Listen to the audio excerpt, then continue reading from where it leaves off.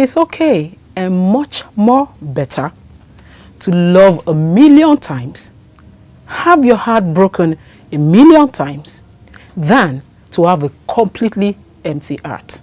Welcome to Sex Talk with Dr. Tolu.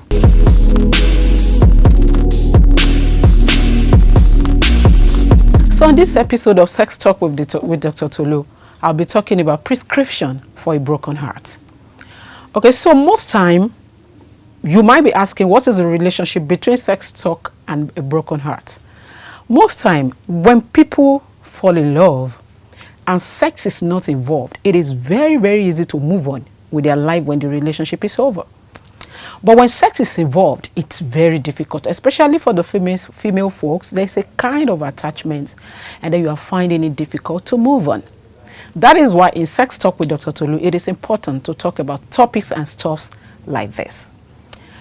So if your heart is broken and you are watching me tonight and you are feeling like I can't move on, you feel like giving up, you feel like your life is going to end there, right here, it is possible to move on.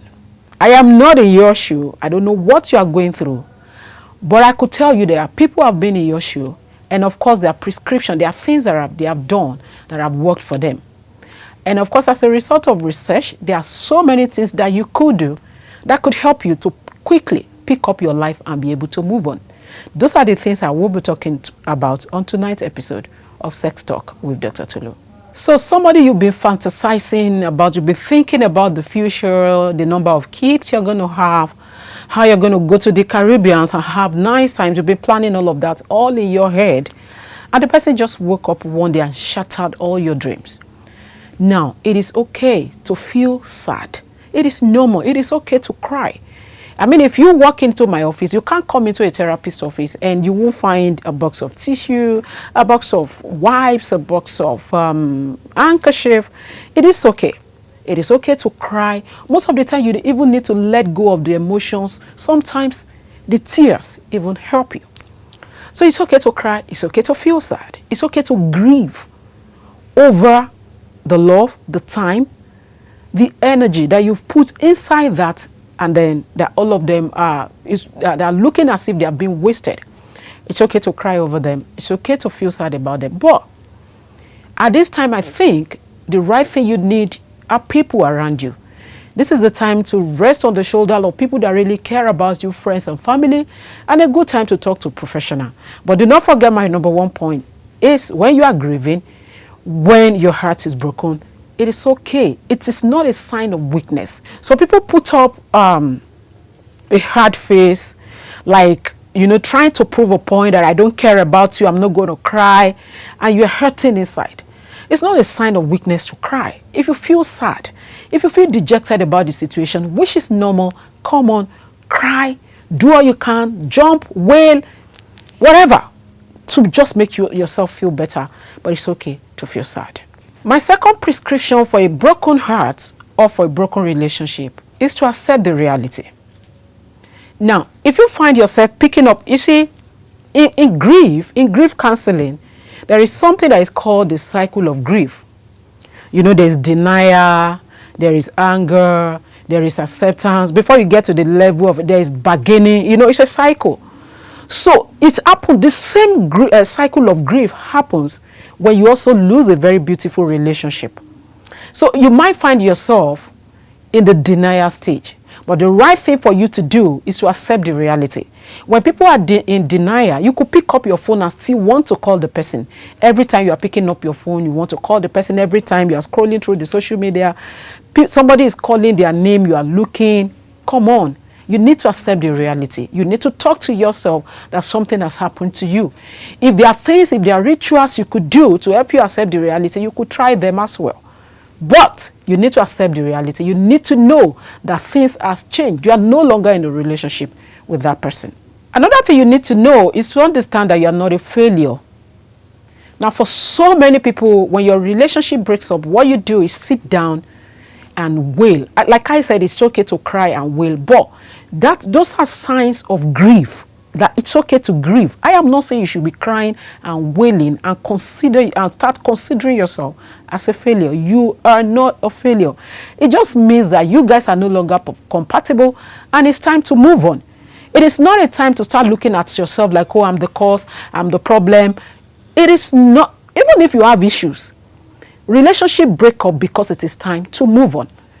Now, this is not the time to start blaming yourself. You could actually sit down and list things that you think affected that relationship. Probably so it's a different thing to work on yourself or to try to make amends, to consider your mistake and try and work on them. It's a different thing from trying to blame yourself for your broken relationship. So accept that is the reality. It was meant to happen. You guys are no longer compatible and it is not because you are a failure. My number 4 point, talking about prescription for a broken heart, is to forgive and avoid hating. Now, one of the easiest way to avoid hating the person that probably jilted or disappointed you or broke your heart is just to see it as a blessing. See it like as their loss. Now look at yourself and see yourself as, because if you are not careful, a broken heart or a broken relationship could lead to a low self-esteem because you could start looking at yourself like you are not good enough, which was the last point I just talked about. But come on, see this broken relationship as a favor, as a blessing. Look at it as, look at me. Call yourself, talk to yourself, look at me, Janet, beautiful, pretty, intelligent. Any man would do anything to have me. So look at yourself like that. You are not to be looking at yourself like, oh, I'm a failure. If you see it that way, it will help you to look at that person like, oh, it's his loss or it's her loss.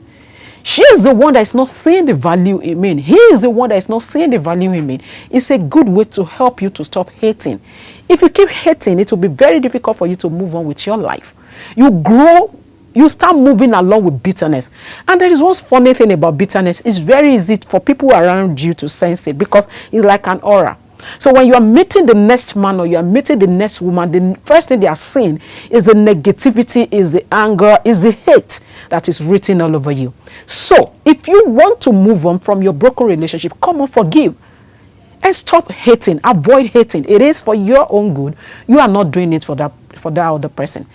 Sincerely, I say it a lot of time. The best revenge for a broken heart is success. It's to move on. It's for the person to look at you, probably scroll through your social media platform and see how good you are doing. And the person could look at you and say, and be like, oh, I really miss something good. My next prescription for a broken heart is to conquer your fear of loneliness. Now, your life is not complete only when you are with someone. No. You have a complete life on your own. And the earlier you start to enjoy the company of yourself or your own company, the better for you. So you need to conquer your fear of loneliness. Learn to enjoy your company. Go around and look for things you love to do.